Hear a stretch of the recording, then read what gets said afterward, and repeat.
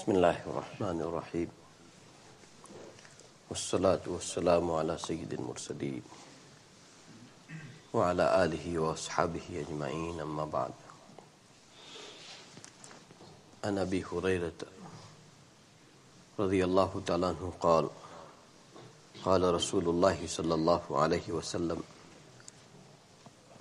يدخل الفقراء الجنة قبل الأغنياء ب500 عام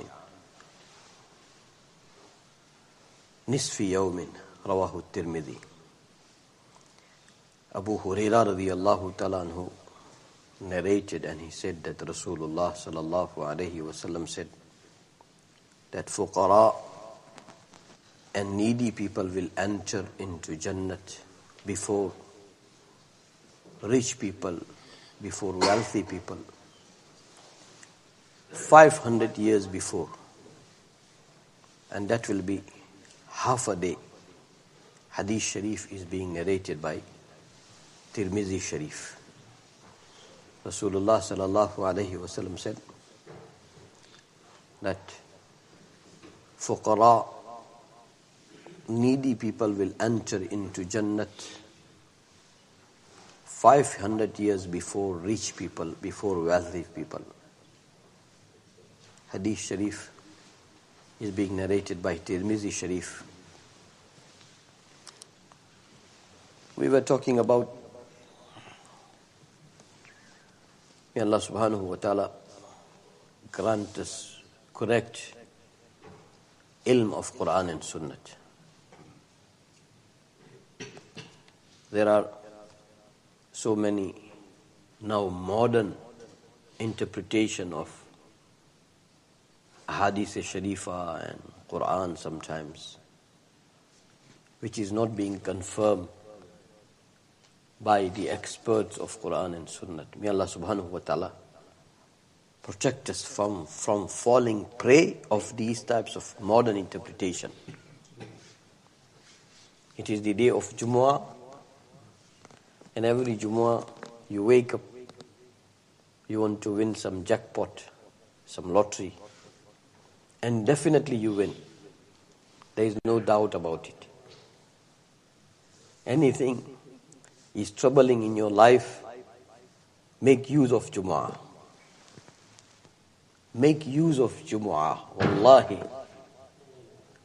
Sometime or many times, any work which cannot be done by millions of pounds, your du'as of Jumu'ah will be more than sufficient. Will be more than sufficient. So I have woke up saying, Allah subhanahu wa ta'ala, that any troublesome interpretation of Quran and Sunnah, oh Allah, keep us away miles and thousands of miles away. Sometimes it appeals very nicely, because to our limited sense, those modern interpretations make sense to you, and you enjoy, and you entertain, and you admire. But there is red signal from the experts of Quran and Sunnah onto such interpretations. May Allah subhanahu wa ta'ala protect us. May Allah subhanahu wa ta'ala protect us. Allah knowingly, unknowingly keep us away from understanding or interpreting Quran and Sunnah wrong. Because as the words of Quran and Sunnah came from Allah, correct understanding also becomes supplied by Allah subhanahu wa ta'ala, and it will be supplied till the day of Qiyamah, and it will be in accordance, in conformity, in line with the chain of words and narration from Nabi Sallallahu till the day of Qiyamah. Both words and interpretation, both. It will have an unbroken relation from Nabi Sallallahu till the day of Qiyamah. Yes, any modern issue comes up, it will be dealt by Quran and Sunnah, but with an unbroken chain.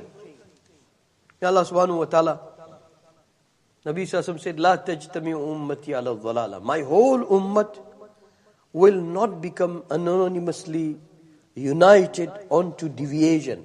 May Allah make us from that. They will not be united onto dhalalat, onto illusion, onto delusion, onto wrongness of Quran and Sunnah. They will not be united on that. So yesterday we were talking about Abbas radiallahu ta'ala. And may Allah subhanahu wa ta'ala reward brother. We drifted away. And a few days ago, that uncle Ismail Bhai Kaka was saying that very few people sit. So I said, about 20 or 15 or 25 years from whenever we started this dars, we used to do after other salat, but we brought it after Fajr with the intention that to attend the dars of Fajr, it is little challenging. So we want only few, but who wants to attend?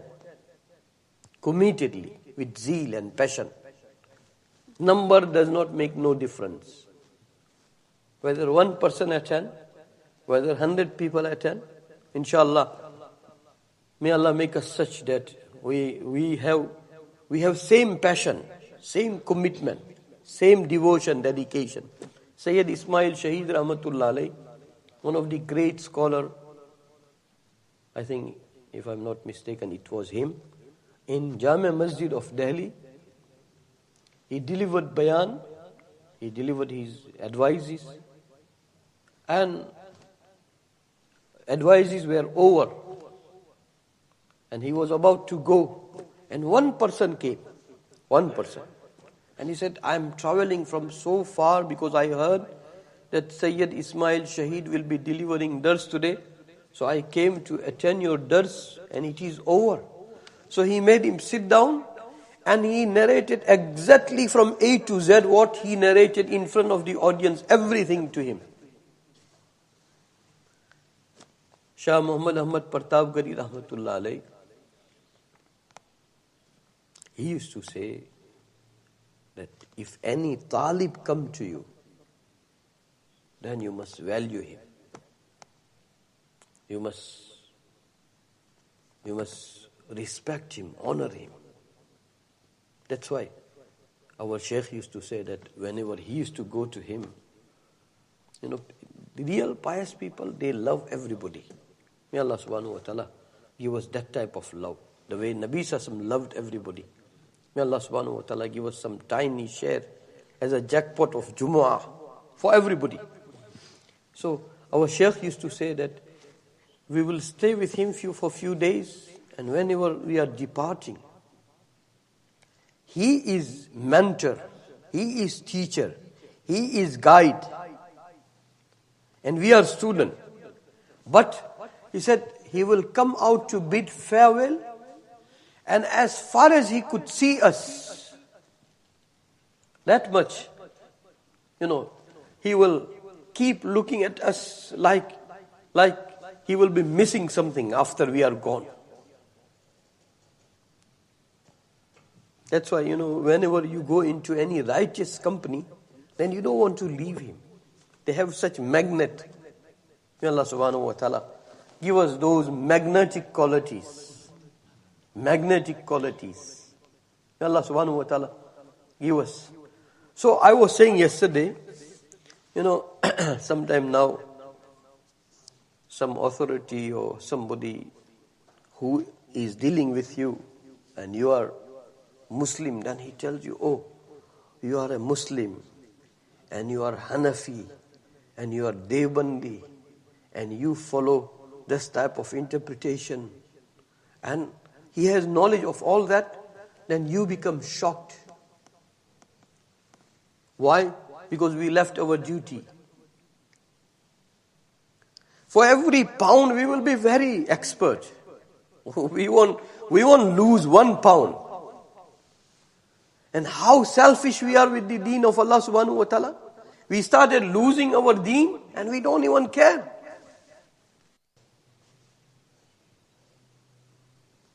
Worshipper of dunya, that No one can deceive me or cheat me for 5 pounds. No, I am very sharp for that. But people will deceive me and cheat me about my deed. That's how uneager we are towards the deen of Allah subhanahu wa ta'ala. Somebody was saying a few days ago that no, they have to make some effort for education, for GCSE and for college and for university, and then they can earn. Then they can earn. So for that they have to focus. So I just remember Hazrat Maulana Umar Palanpuri Sahib Rahmatullah Alayhi used to say one sentence in Urdu. Dunya baqadre muqaddar or deen baqadre mashaqqat. He used to say that your dunya will come to you how much it is destined by your predestiny, by Allah subhanahu wa ta'ala, by your taqdeer, by your fate. Never ever it will come more than that. But deen of Allah subhanahu wa ta'ala will come to you according to your effort. Take this sentence home. It is the day of Jummah. Make tawbah. If you have taken wrong route, isn't we do that? No. For dunya, you will have to wake up on time, go on duty. And no one is saying that don't fulfill your duty. No one is saying. But you are firm about that if I don't go to job, I can't earn. There will be no livelihood. So job, working, economy, dunya, we believe that no. For that we have to make effort. Deen, if we have time, well and good. If we don't have time, who cares? And here is Maulana is saying, Dunya baqadre muqaddar, deen baqadre mashaqqat.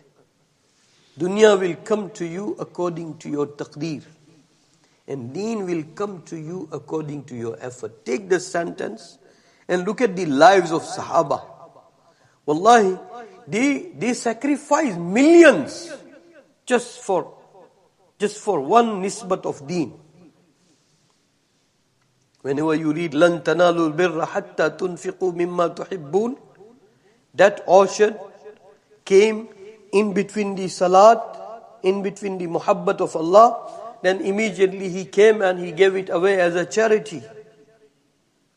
What? We all give sadaqah. Isn't? We give sadaqah, zakat.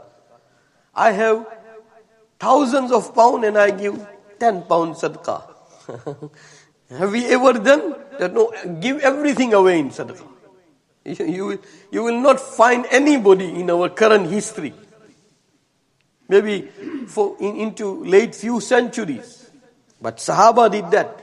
Because to them, deen and qualities of deen were more expensive, more dearer than this whole world. And to us, this whole world, now it is happening in India, Pakistan, Bangladesh maybe. Our lands are becoming very expensive. People are selling lands. So, somewhere they are making an example, £500,000 for the piece of land, but they have to play some trick. And if you remind them that tomorrow you will have to stand in front of Allah subhanahu wa ta'ala, he said, no, today 5 crore is coming. We'll see tomorrow what happens. Isn't we have this attitude? We have this attitude. Let 10 crore comes in. We'll see what happens. And then we'll see what happens. Oh Allah, give us your fear. Allah, give us hope only from you. And Allah, give us fear of only of yours. May Allah subhanahu wa ta'ala protect us.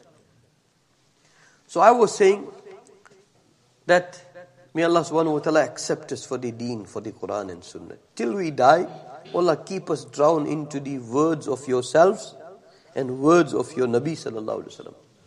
Nothing else. Allah keep us drowned. Give us its correct understanding.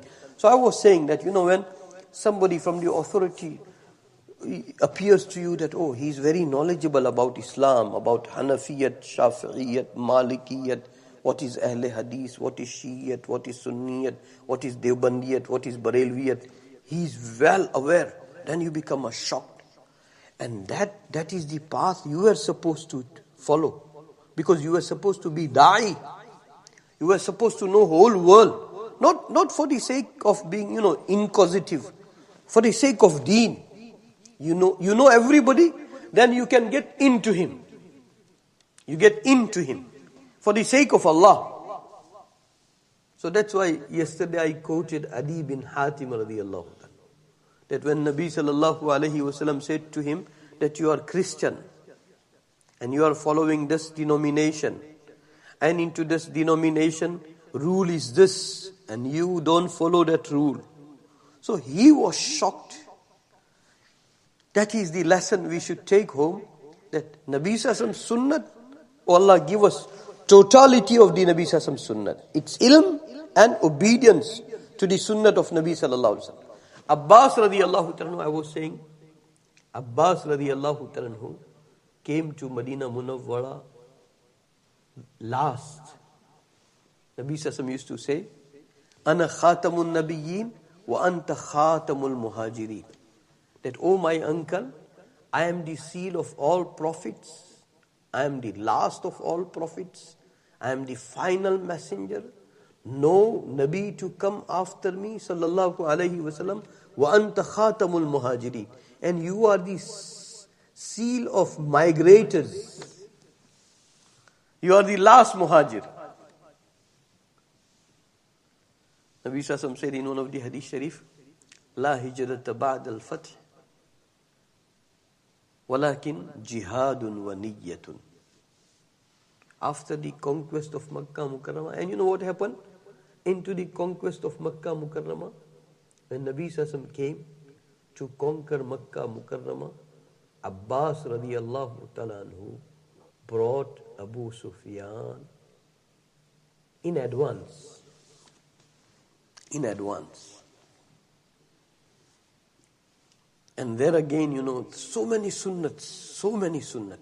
Abbas radiyallahu ta'ala brought Sufyan radiyallahu ta'ala in advance, and Abbas radiyallahu ta'ala said that he is the supreme leader, he is the chief of Makkah Mukarramah. And he loves being chief. He loves being leader. So,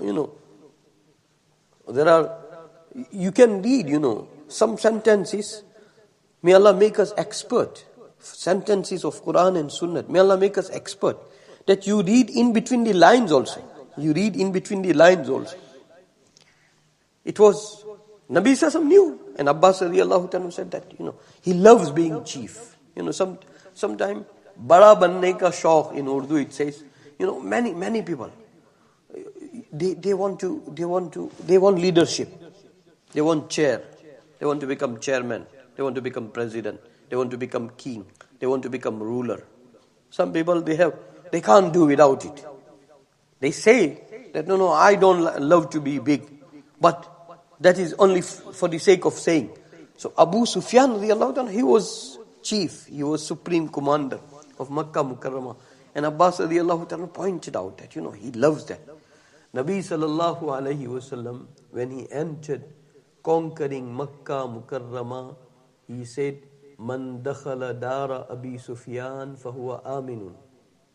Whoever will take amnesty into the house of Abu Sufyan, then he is safe now. No one will interfere. No one will interfere. And Abu Sufyan radiyallahu ta'ala, he was not Muslim at that time. But at the conquest of Makkah Mukarramah, Abbas radiyallahu ta'ala brought him just to make him see that till now you were ruling. Look at my nephew. Allah's help has come. Look at how many people he has come with. I will end here. Inshallah, we'll continue about Abbas radiyallahu ta'ala gradually, inshallah. I will end here, but you remember, we shared many times. May Allah subhanahu wa ta'ala give us some share from the prophetic wisdom. When it was the time of conquest of Makkah Mukarramah, Abu Sufyan, during the late night, because he was the chief, supreme leader, and there are duties of the leadership. So to fulfill the duties of the leadership, he came out, out at the outskirts of Makkah Mukarramah just to observe. Nabi Sassam and Sahaba, they were camping outside. So he came out. And now, he was taking calculation. He was making strategy now, what to do. And Nabi Sassam knew that. War strategy, may Allah make us such you don't learn from nobody besides Rasulullah Sallallahu Nabi Sallallahu Alaihi Wasallam camping there, and Nabi Sassam knew. So there was normal instruction whenever they are at war. There was normal instruction that when you are camping, then 10 Sahaba must come together and they must have their own fire. They must have their own fire. And, food and becoming warm, etc. It is a desert, Arabia. So at this time, Nabi Sassam gave instruction that no, everyone must have individual fire. So 10,000 people, 10,000 fire. Abu Sufyan, Nabi Sassam knew that Abu Sufyan, he will be playing his strategy. Leadership, may Allah subhanahu wa ta'ala make us learn from Nabi Sassam. From nowhere else. It is shirk fil risalat. If you want to obey and follow somebody else as a role model other than Nabi Sassam, you are committing shirk with the prophethood of Nabi Sallallahu Alaihi Wasallam. May Allah protect us. May Allah protect us. Abu Sufyan, he came out. Now, he started counting. He said, 10,000 fires. And now he knew Nabi Sassam's strategy, that Nabi Sassam does every 10 people, 1 fire. So now 10,000 fire, according to Sirah narrations, he must have calculated that there must be 100,000 Sahaba. How many? There was 10,000 Sahaba. But he calculated that there must be 100,000 Sahaba. So he, immediately he concluded his strategy that 200,000 people, Makkah Mukarramah cannot fight. And that is what every war, every holy war of Islam, Nabi Sallallahu Alaihi Wasallam's fundamental strategy was that you achieve your goal without fight, without battle, without war. May Allah reward you and your progeny till the day of Qiyamah. Brother reminded that talk about Abbas radiallahu ta'ala, and we had not planned anything, but whatever we are talking, fundamental strategy, root of the strategy, wartime from Nabi Sassam was that you achieve your goal with no bloodshed. That's why you go through all the holy wars from the life of Nabi Sassam, that initial period, you will find only 100 people's lives lost. And now people who are taking millions of lives and they object onto Islam and you become suffering for complex. Oh Allah, give us honor of Islam, izzat of Islam, dignity of Islam. Abu Sufyan concluded that there must be 100,000 Sahaba. So that's why there is no possibility of confronting Nabi Sassam. And that is what Nabi Sassam wanted. Every time he wanted to avoid confrontation. If you remember, I don't know whether we were talking a few days ago, and it was the occasion of Badr. It was the occasion of Badr. Nabi Sassam had not come out with the intention of that confrontation. And Hakim bin Hizam, he was not Muslim. He was not Muslim. He had already convinced that family who had lost their brother and son, he had convinced them that I will pay ransom to you, but let us compromise. It was Abu Jahl. His wretched destiny was coming to an end by the taqdeer of Allah subhanahu wa ta'ala. That's why Abu Jahl insisted. He started, making a uproar that look at this family. They lost their brother and they don't want to take revenge for their brother. How the blood of their brother will feel. And that's how, he was provoking them. He was provoking them. Nabi Sassam at that time also said that if they listen to this young man who was Hakim bin Hizam, Nabi Sassam said, then there'll be no problem. There'll be no problem. What it means? that Nabi Sallallahu wanted to avoid confrontation at every cost. And that is the fundamental strategy. May Allah subhanahu wa ta'ala give us correct understanding of Quran and Sunnah. Inshallah, time and again we will talk about Abbas radiallahu ta'ala anhu. May Allah subhanahu wa ta'ala accept every Egyptian. Egyptians, they are in-laws of Nabi sallallahu alayhi wa sallam. They have relations with Nabi sallallahu alayhi wa sallam. May Allah subhanahu wa ta'ala accept one and all to understand Quran and Sunnah. Bismillahir Rahmanir Rahim. Ya awwal al-awwaleen, ya akhir al-akhirin, ya rahim al-masakin, ya dhal quwwati al-mateen, ya dhal manni fala yumannu alayk, ya dhal tawl, ya dhal jalali wal ikram. La ilaha illa ant, zuhra al-laji'in, wa jar al-mustajirin, wa ma'man al-khaifin, ya ma'man al-khaifin. In kunta katabtana indaka fi al-kitabi ashqiya'a, famhu anna isma ash-shaqa, famhu anna isma ash-shaqa.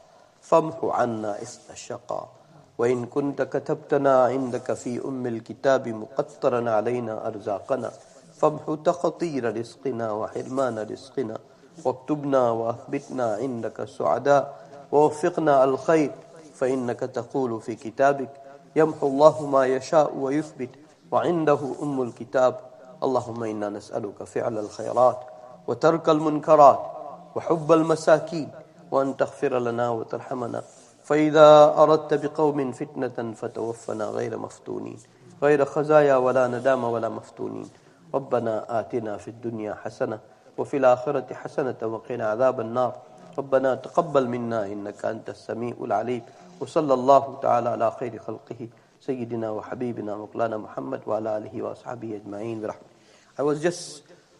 I forgot to say one thing.